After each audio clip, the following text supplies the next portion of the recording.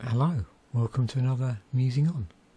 So in this episode I'm going to talk about 6 films, although there's 7 tabs up and I'll explain why there's 7 tabs, but 6 films that really sort of changed the way I look at films, either because of the way the film was presented, and that there's something unusual about the way if you have a timeline of storytelling, the way the storytelling is done, or it had something quite unique about the premise to the film, or the way in which it was shot. And we'll get onto the different aspects here. But what I wanted to talk a little bit, and why I've got the WEA website here, is a sort of little bit of an origin story. So sometime in the 2000s, I started to go on courses run by the WEA, which is I think it's called the Workers' Educational Association, and they've been going since 1903. So, this idea of helping adults get education who maybe haven't had education, but they also do pick really sort of engaging subjects. So it's not dissimilar to going to an adult ed course, say at a local college, on certain niche or certain interest areas that aren't really necessarily formal things. They probably could find it in here, but it's not as if you're going, I'm wanted to spend 10 weeks learning statistics or something like that. What I was after is something like film studies in this case. And so I'd signed up for a course in the 2000s, back when I was in the UK, on film studies. And really interesting approach. The lecturer, and it's interesting the different sort of lecturers that they have, because this was an instance where we had someone who was an experienced tutor in a sort of parallel field. So his, I think, was in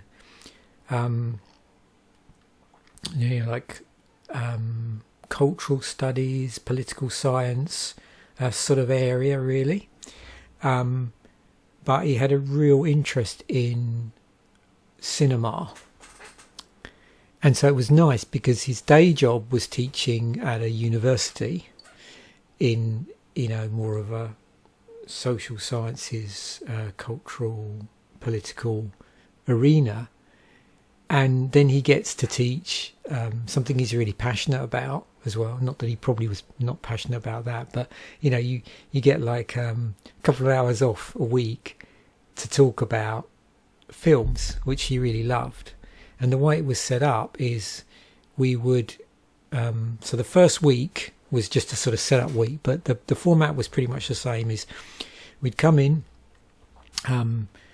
we'd review the TV guide for the following week, and he'd already sort of selected 3 films that were on terrestrial TV in the UK. So anybody that had so it didn't require someone to have, say, cable or satellite. So anything that was on one of the 4 main terrestrial channels. There might have even been a 5th one by then. This would have been I think it was pre-digital. Yeah, I think it was pre-digital TV, or when digital TV was just coming in. So it didn't have the sort of smorgasbord of stuff you can watch for free in the UK. But there was enough there to, pick 3 films, and then we would agree on one that we were going to discuss the following week. So you could watch all 3 films if you wanted to, but the following week's discussion would be about a specific film, and we took a vote on which one we wanted to do, and then there would be some aspect of the film we would discuss. And it could be anything. It might be aspects of filmmaking. We did an interesting week where we were talking about storyboarding as well. So there's some quite technical discussions about stuff like that. And then I remember, what was the other one we got into a really interesting discussion about? I think it was alternative ways of filming, which I'm sure we'll touch on in this. And these films were all films that I watched as a result of that course. And some of them we discussed, some of them we didn't, because like I said, there was only a chance to discuss one. And there's some other stuff up here that's really interesting. Like, I remember we watched Sling Blade, I think is the name of the film. And and there's loads of other films. I think the original black and white version of The Invisible Man, and it was nice because it was all over the map. It was just really interesting. And I've done another film studies course since I came to Nova Scotia, sometime in the 2010s. I did one on early cinema. So this was films that had come into public domain, and I don't know how many weeks it was, whether it was 6 or 10, somewhere around that. And we just go in and we'd watch a film actually in the lesson, and then we would discuss it afterwards. That was quite a long sort of evening, 2-3 hour session, I think. Whereas this one that I took originally was a couple of hours, and we did all the viewing of the film separately, like offline, offline. Of course it would be offline. But we did it, during our own time, or maybe we would have to set up the video recorder or whatever. So yeah, I just wanted to put that out there.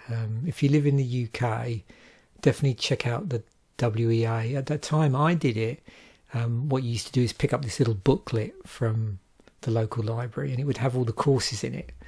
I don't know if that's still the case, but what I do know is it looks like, we've moved on an awful lot now and post-COVID, but there's a lot of online courses that they do.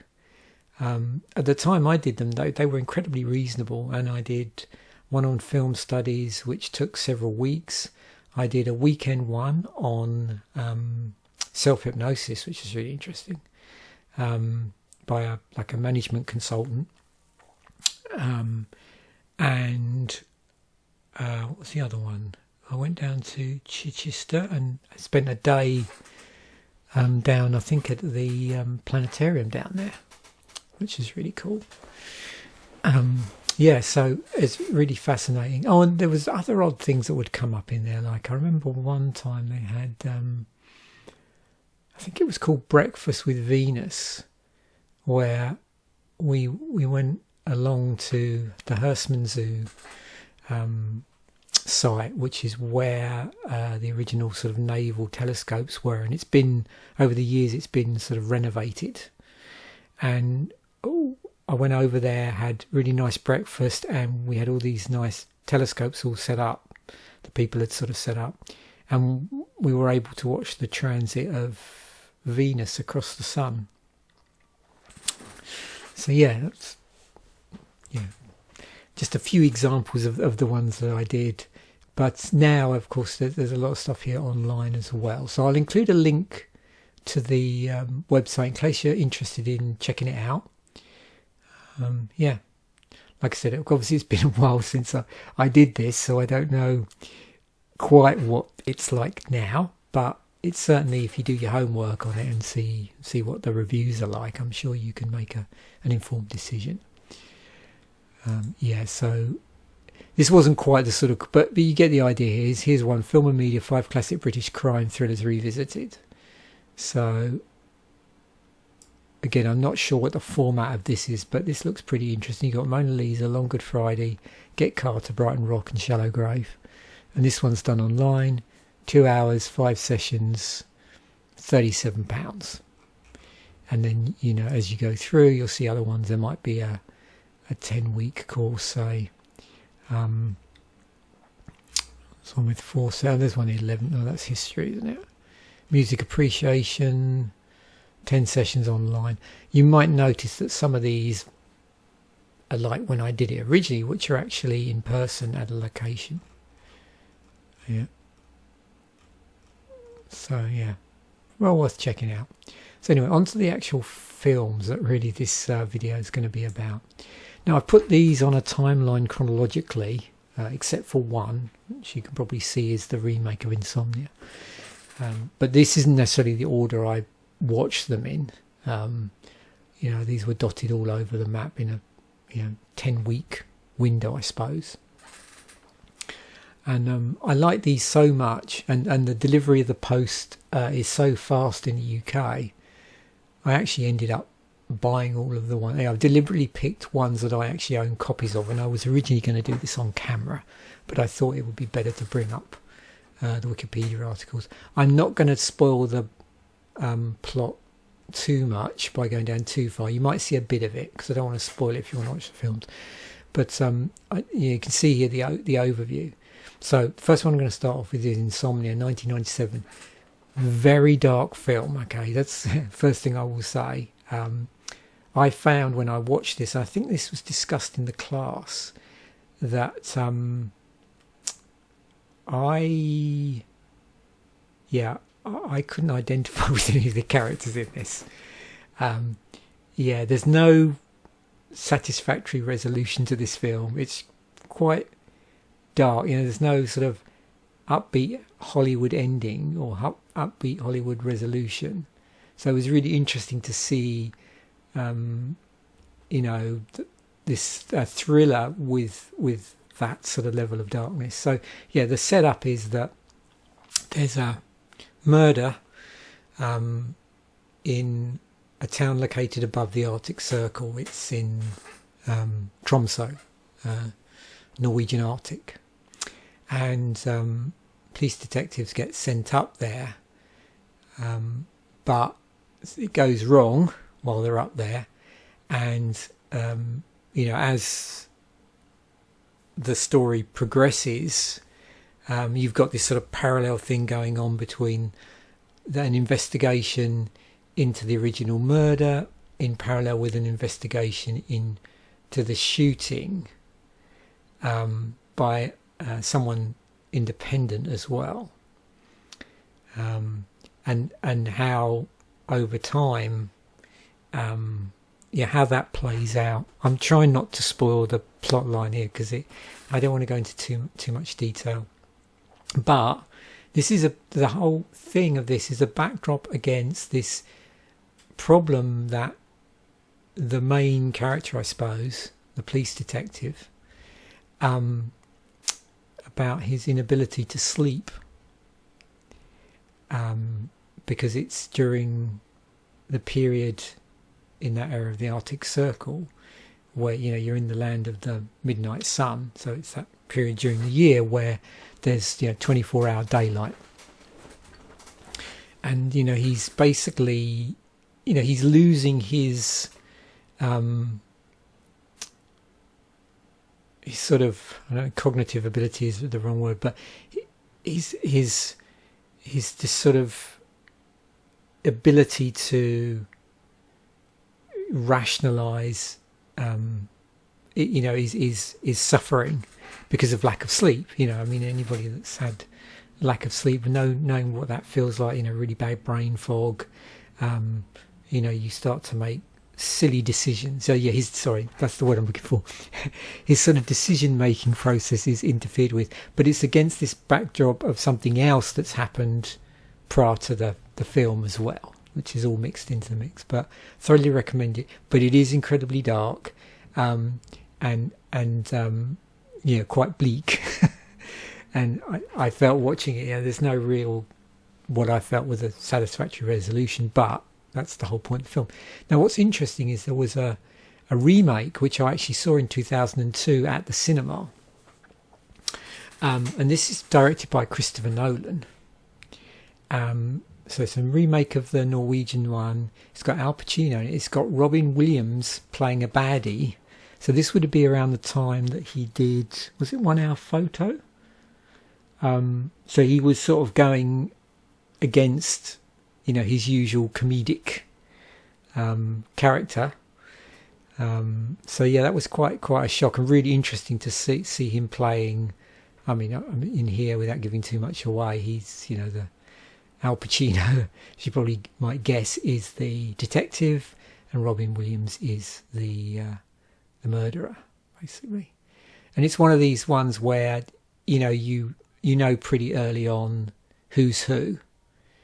Again, there's this parallel thing of another officer investigating the accidental or the shooting, and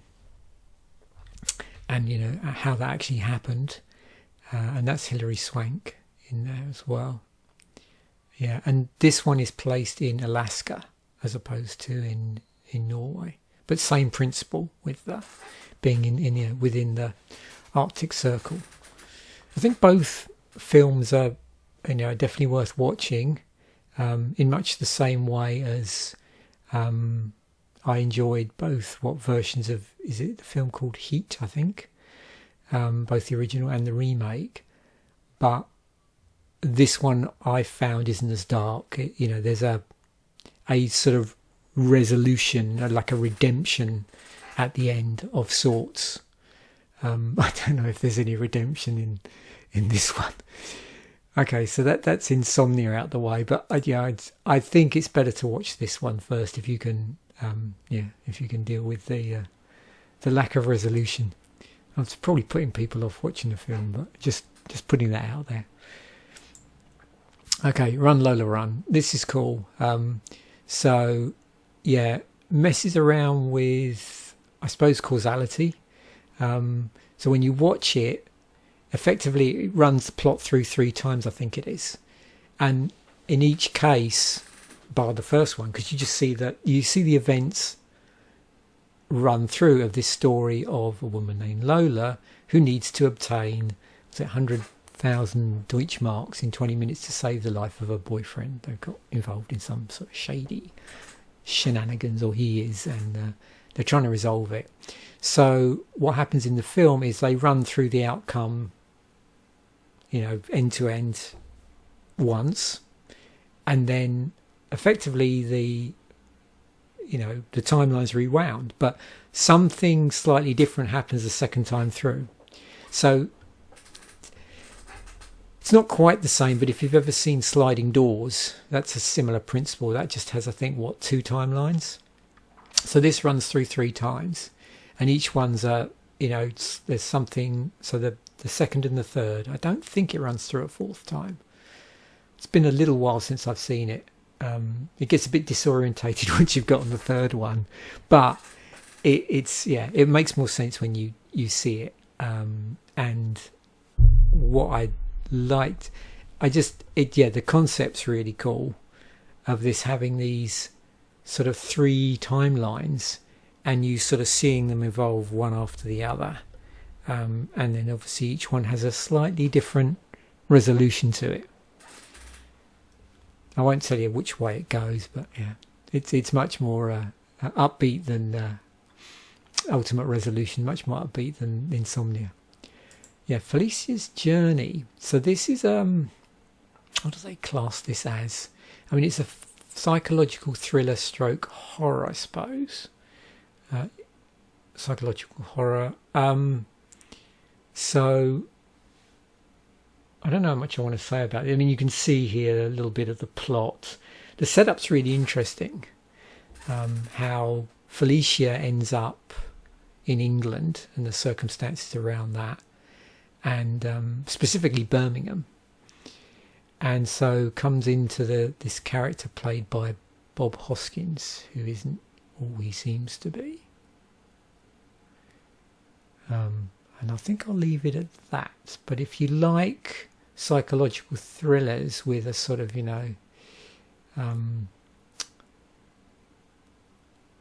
sort of, I'm trying to even think what it might be similar-ish to. It's based on a novel, isn't it? Yeah, it says here, Hilditch, which is his name, regularly watches the old programmes of his presumably deceased mother while he cooks her recipes and collects material about her. So it's not really sort of Psycho Norman Bates type thing, but it's this sort of unsettling setup where you think, yeah, there's something not quite right here, and as the film develops you realise what's not quite right. Timecode. This can be a bit overwhelming.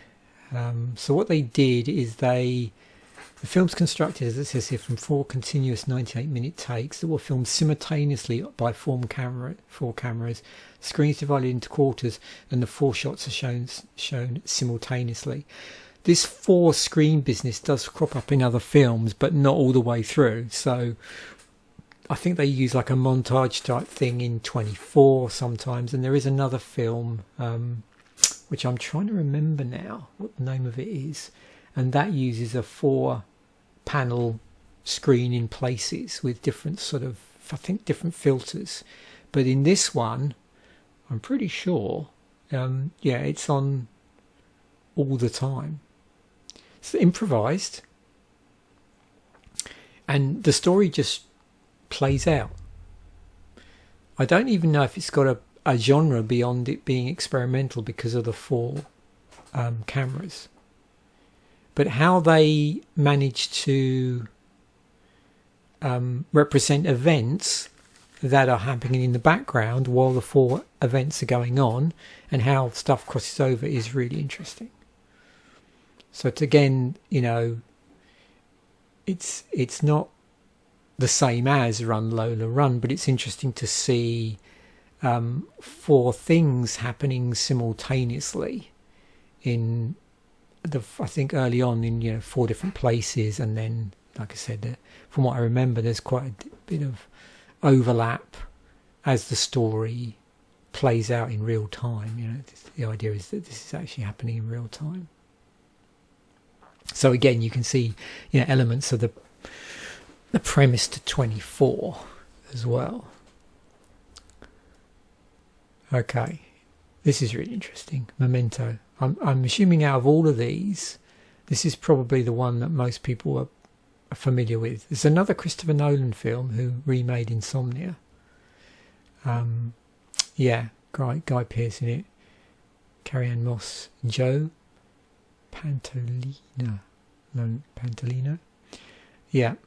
So, the Pearce character has anterior grade amnesia. So short-term memory loss and the inability to form new memories. And he uses sort of an elaborate system of photographs, handwritten notes, tattoos, in an attempt to uncover the perpetrator who killed his wife. So as a consequence, the film sort of follows that in a non-linear narrative. And so you get this interesting sort of multiple scene thing going on. So here, 2 different sequences of scenes interspersed during the film. A series in black and white that is shown chronologically, and a series of colour sequences shown in reverse order, simulating for the audience the mental state of the protagonist. The 2 sequences meet at the end of the film, producing one complete and cohesive narrative. So you sort of get it at the end of the film. But I think that in and of itself then raises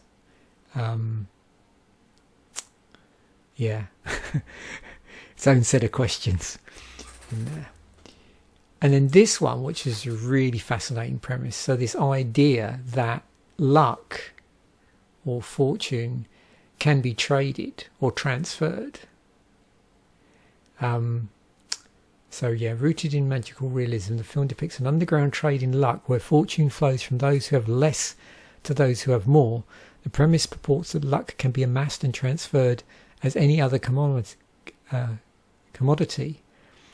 The story follows several participants as they engage in literal games of chance, each one more risky than the last, to eliminate the unlucky.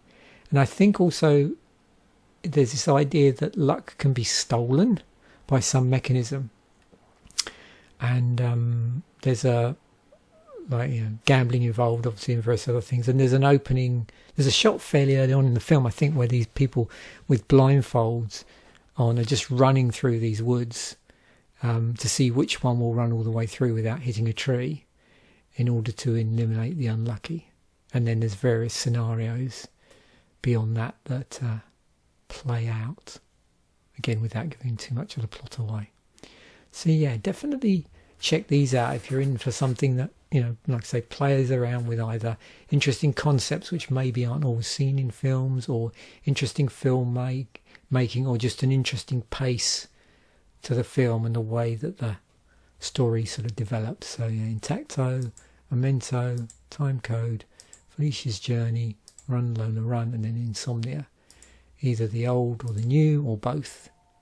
I must check out Christopher Nolan's work in more detail, actually. So thanks once again for watching. Bye for now, and I will catch you in a future episode.